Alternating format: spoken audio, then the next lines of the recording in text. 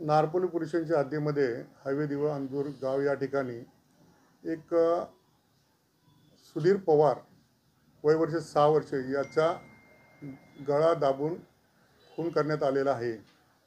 त्या अनुषंगाने नारपोली पोलीस स्टेशनला गुन्हा दाखल करण्यात आला आहे।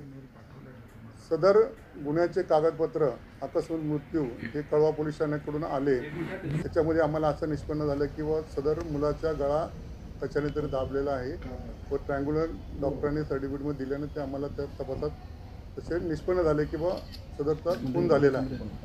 त्या अनुषंगाने आम्ही पोलीस स्टेशनमध्ये पथक तयार करून डिटेक्शन ऑफिसर विजय मोरे यांच्या पथकासह फरारी आरोपी असलेला त्यांचा शोध घेण्याकरिता त्यांना रवाना करण्यात आले व त्यांना औरंगाबाद या ठिकाणी जाऊन संभाजीनगर तिथे त्यांना जाऊन पकडण्यात आले व ताबडतोब अरेस्ट करण्यात आले।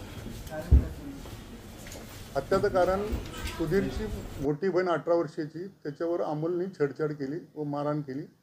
ते आईला सांगेन असे सांगितल्यामुळे त्याला मारण्यात आलं।